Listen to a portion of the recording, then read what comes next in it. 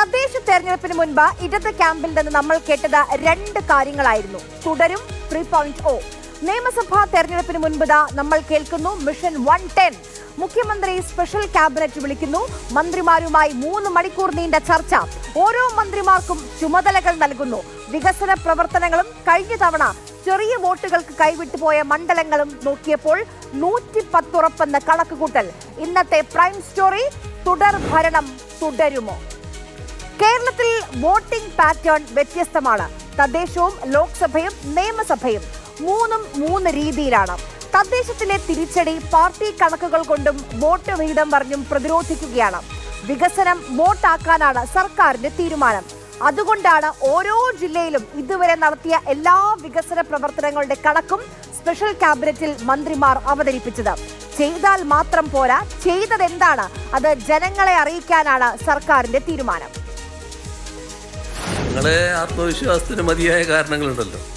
നമ്മുടെ കേരളത്തിൻ്റെ പൊതുവായ സ്ഥിതി പരിശോധിച്ചാൽ അത് നല്ല രീതിയിൽ തന്നെ LDFന് ആത്മവിശ്വാസം പകരുന്ന ഒന്നാണ്.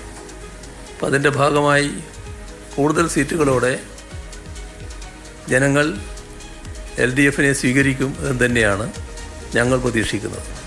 ആളുകൾ വിലയിരുത്തുമ്പോൾ 10 വർഷം മുൻപുള്ള കേരളത്തിൻ്റെ അവസ്ഥ സ്വാഭാവികമായി അവരുടെ മനസ്സിലേക്ക് വരും.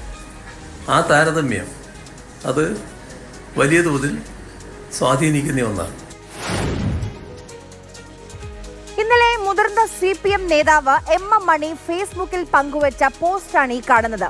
98 68 91 99 ഈ നമ്പറാണ് മണി ആശാൻ പങ്കുവച്ചിരിക്കുന്നത്.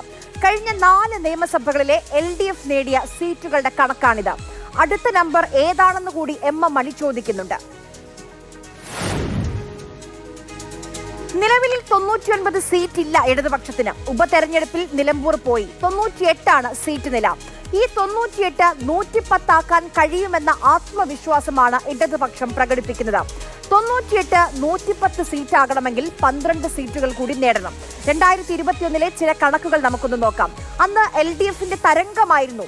2021 LDFന് 10,000-ൽ താഴെ വോട്ട് ഭൂരിപക്ഷമുള്ള 33 മണ്ഡലങ്ങളാണുള്ളത്.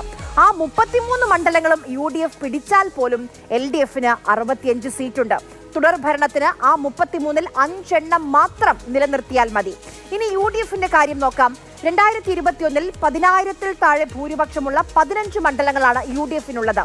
കണക്കുകൾ നോക്കിയാൽ 110 സാധ്യമെന്ന് വേണമെങ്കിൽ ഇടതുപക്ഷത്തിന് പറയാം. ഈ കണക്കിൽ CPIക്കും ശുഭാപ്തി വിശ്വാസമുണ്ട്. LDFന് പൂർണ്ണമായ ശുഭപ്രതീക്ഷയുണ്ട്. ജനങ്ങൾ LDFന്റെ കൂടെയാണെന്ന് ഉറപ്പാണ് ഞങ്ങൾക്ക്. ഞങ്ങൾ തൊട്ടുമുണ്ടായ പരാജയത്തിൻ്റെ പാഠങ്ങൾ പഠിക്കും. വേണ്ട എല്ലാ തിരുത്തലും വരുത്തും. ജനങ്ങളെ ആശ്രയിച്ച് വിശ്വാസത്തിലെടുത്ത് അവരുടെ കൂടെ LDF മുന്നേറും. കനകോലുവിൻ്റെ കാർമ്മികത്വത്തിൽ കോൺഗ്രസ് കണ്ട എല്ലാ കിനാവുകളും പകൽക്കിനാവുകളാണ്. അതെല്ലാം പരാജയപ്പെടുമെന്ന് ജനങ്ങൾ തീരുമാനിക്കും. കനകോലുമല്ല കേരളത്തിൻ്റെ ഗതി ആലോചിക്കേണ്ടത്. വാസ്തവത്തിൽ കോൺഗ്രസ് പാർട്ടിക്കുണ്ടായ ഗതികേടാണത്. സിറ്റിംഗ് സീറ്റുകൾ നിലനിർത്തുന്നതിന് ഒപ്പം ചെറിയ വ്യത്യാസത്തിൽ നഷ്ടപ്പെട്ട സീറ്റുകൾ പിടിച്ചെടുക്കുമെന്ന ആത്മവിശ്വാസം. ഇതാണ് മന്ത്രി മുഹമ്മദ് റിയാസ് പങ്കുവയ്ക്കുന്നത്. കഴിഞ്ഞ തവണ LDF വിജയിച്ച സീറ്റുകളിൽ വിജയിച്ചു വരാൻ വേണ്ടി പറ്റുന്നതോടൊപ്പം തന്നെ കഴിഞ്ഞ തവണ ചെറിയ വോട്ടിന് പരാജയപ്പെട്ട സീറ്റുകളും ഈ 2025 തദ്ദേശ സ്വയംഭരണ സ്ഥാപന തെരഞ്ഞെടുപ്പിൽ നിയമസഭാ മണ്ഡല അടിസ്ഥാനത്തിൽ കണക്ക് പരിശോധിച്ചാൽ UDFന് വലിയ ലീഡില്ലാത്ത മണ്ഡലങ്ങൾ ഉൾപ്പെടെ പിടിച്ചെടുക്കാൻ പറ്റുന്ന മണ്ഡലങ്ങൾ ഉൾപ്പെടെ ഒരു പരിശോധന നടത്തിയപ്പോൾ ഒരു 110 സീറ്റ് LDFന് വിജയിച്ചു വരാൻ വേണ്ടി സാധിക്കുമെന്നാണ് പൊതുവെ ഇന്നലത്തെ സ്പെഷ്യൽ ക്യാബിനറ്റ് വിലയിരുത്തിയത്. എൻ്റെ തെരഞ്ഞെടുപ്പിൻ്റെ അനുഭവം വെച്ച് സ്ട്രാറ്റജി ഈ ജനങ്ങളുമായിട്ട് സംസാരിക്കുമ്പോൾ കിട്ടുന്നതാണ്. കനകോലും അല്ല ഏത് കോലും ആയാലും പബ്ലിക്കുമായിട്ടുള്ള ഇൻ്റർഫിയറൻസ് ആണ് പ്രധാനം. വയനാട്ടിൽ നടന്ന ലക്ഷ്യ ലീഡേഴ്സ് സമ്മിറ്റിൽ 100+ ഉറപ്പിച്ചാണ് UDF മുന്നോട്ടിറങ്ങുന്നത്. ഇടതിന്റെ 110 സീറ്റ് എന്ന ആഗ്രഹത്തിന് കോൺഗ്രസിന്റെ മറുപടി ഇതാണ്. UDF 100 ആണെങ്കിൽ LDF 110 ആക്കി സീറ്റ്. ഇനിയിപ്പോൾ NDA 210 പറയുമെന്ന് എൻ്റെ സംശയം. ഏതായാലും അതൊന്നും അർത്ഥമൊന്നും കേരളത്തിലെ ജനങ്ങൾക്ക് എല്ലാവർക്കും പിണറായി വിജയൻ ഒരു നാടകവും കളിക്കണ്ട, ജനങ്ങൾക്കറിയാം UDF അധികാരത്തിൽ വരാൻ പോകും. ഒരു പ്രശ്നവുമില്ല. ഞങ്ങൾ ഒരു മനസ്സോടെ UDF അധികാരത്തിൽ വരും. അതിന് ഒരുമിച്ച് പോകും.